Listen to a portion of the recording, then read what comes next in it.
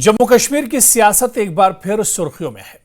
राज्यसभा चुनाव और 2 विधानसभा सीटों पर नगरोटा और बडगाम के उपचुनाव से पहले बीजेपी ने अपनी रणनीति तय करने की तैयारी शुरू कर दी है।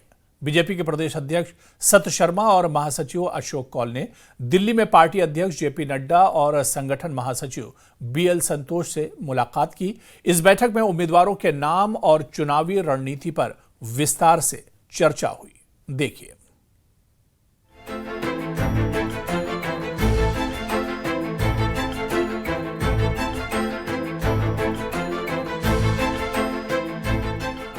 दिल्ली में मंगलवार को जम्मू कश्मीर बीजेपी के शीर्ष नेता सत शर्मा और अशोक कौल ने पार्टी अध्यक्ष जेपी नड्डा और संगठन महासचिव बीएल संतोष से मुलाकात की। इस मुलाकात में 24 अक्टूबर को होने वाले राज्यसभा चुनाव और नगरोटा और बडगाम सीटों के उपचुनाव पर बातचीत हुई।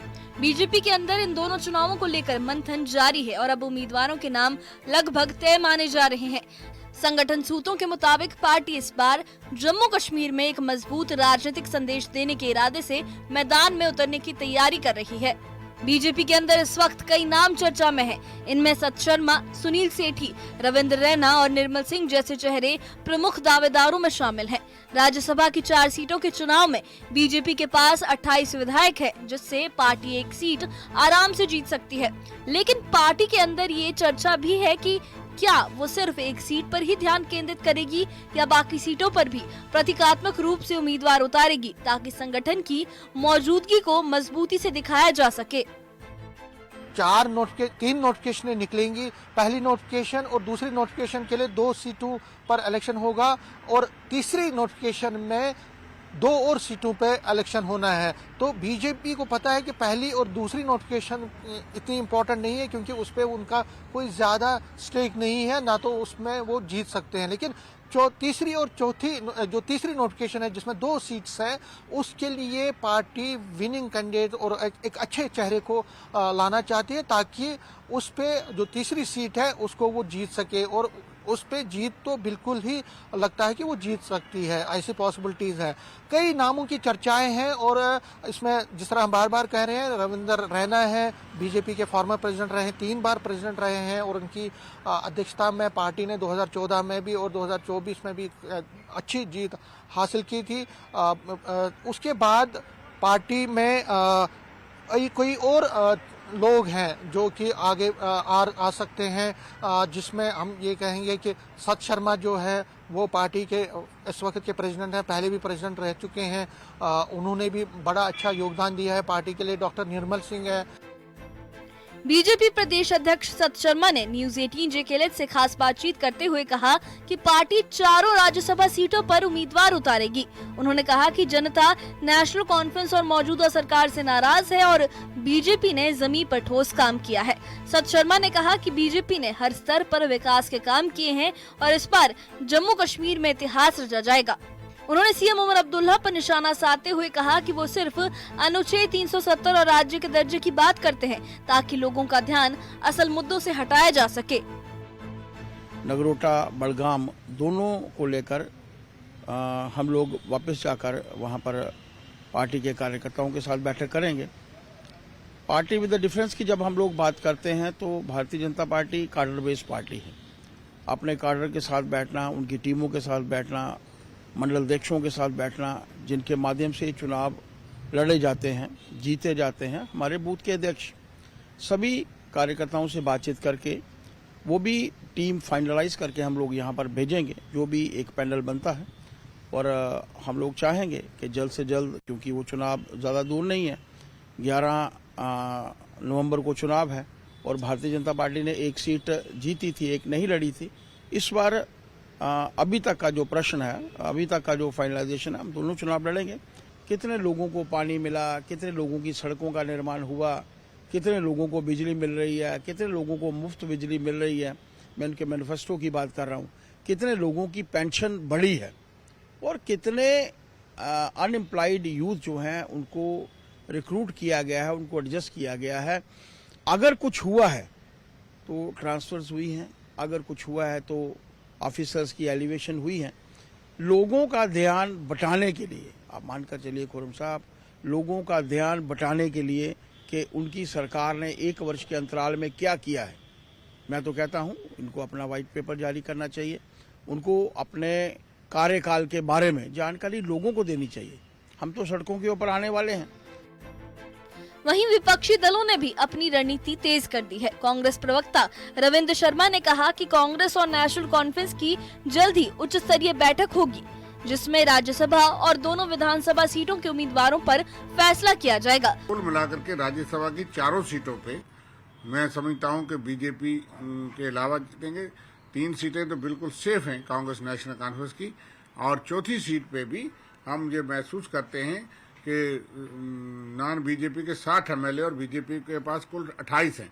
इसलिए वो अगर सारा इंटैक्ट रहता तो चौथी सीट भी जो है वो non BJP, Congress national conference और बाकी लोग जो है उनमें से जीतेंगे। और जहाँ तक कोलिशन का ताल्लुक है, इस पे अगले दिनों हाईकमांड और टॉप लीडरशिप की बात हो जाएगी, तय हो जाएगा। हमारे सामने मकसद है coalition should win, BJP should lose, जैसे हमारा असेंबली में मकसद था, जिस टारगेट में हम कामयाब रहे। इसमें भी हम ये चाहेंगे कि नॉन बीजेपी के 4 सदस्य जीतें। जो बाई इलेक्शंस हैं 2 सीटों के लिए, नगरोटा और बडगाम में, उसमें भी आपको मालूम होगा कि बडगाम तो already National Conference Congress coalition में उमर साहब जीते थे, और नगरोटा में उस वक्त फ्रेंडली हुआ था। और अगर कांग्रेस नेशनल कॉन्फ्रेंस इकट्ठे मिल करके जो है वो चुनाव लड़ेंगे, और इस बार हम वो सीट भी जीतेंगे। जम्मू में नेशनल कॉन्फ्रेंस के वरिष्ठ नेता एस.एस. सधोत्रा ने ये दावा किया कि पार्टी नगरोटा और बडगाम दोनों विधानसभा सीटों के साथ सभी 4 राज्यसभा सीटों पर जीत हासिल करेगी। उन्होंने कहा कि उम्मीदवारों के चयन को लेकर अंतिम फैसला पार्टी हाईकमान लेगा। वहीं जम्मू में पीडीपी नेता ने कहा कि राज्यसभा चुनाव में किसे समर्थन देना है, इस पर पार्टी नेतृत्व जल्द बैठक कर फैसला करेगा।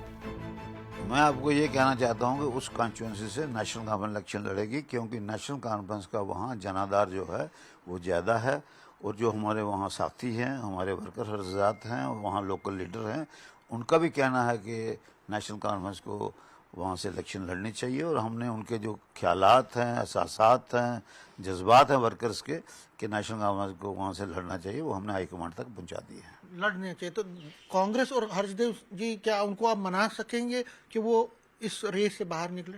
हम पार्टी हैं, हमने पार्टी का करना है, पार्टी हाईकमांड ने बाकी फैसला करना है।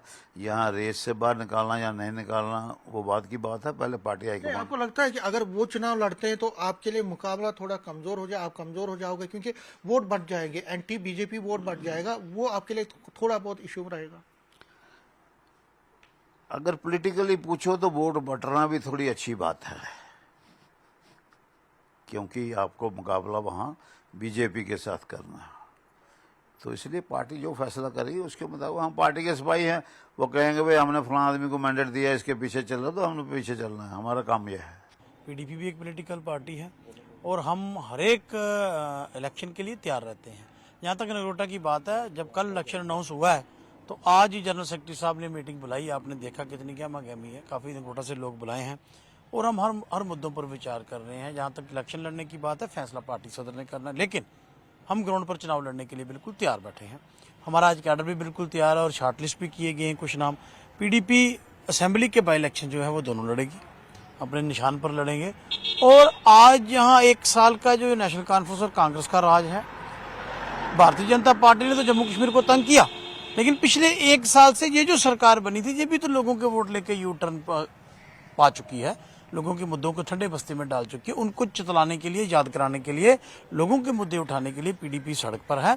तो यहाँ तक नगरोटा असेंबली की आपने बात की, हम लड़ने के लिए पूरे सक्षम हैं अच्छा फैसला करके, लेकिन जो लास्ट फैसला पार्टी सदर ने करना, हाईकमांड ने करना है, लेकिन पीडीपी ग्राउंड सतह पर अपनी तैयारी जो है वो शुरू कर चुकी है। 24 अक्टूबर को जम्मू कश्मीर की 4 राज्यसभा सीटों पर चुनाव होने जा रहा है, और साथ ही नगरोटा और बडगाम के उपचुनाव भी सियासी संतुलन तय करेंगे। दिल्ली में हुई मुलाकात बीजेपी के लिए अहम है, क्योंकि इसी बैठक में उम्मीदवारों के नाम और पार्टी की रणनीति को अंतिम रूप दिया गया। ये मुलाकात बीजेपी के लिए सिर्फ औपचारिक नहीं, बल्कि आगामी चुनावी दिशा तय करने वाला बड़ा कदम है। Bureau report, news 18।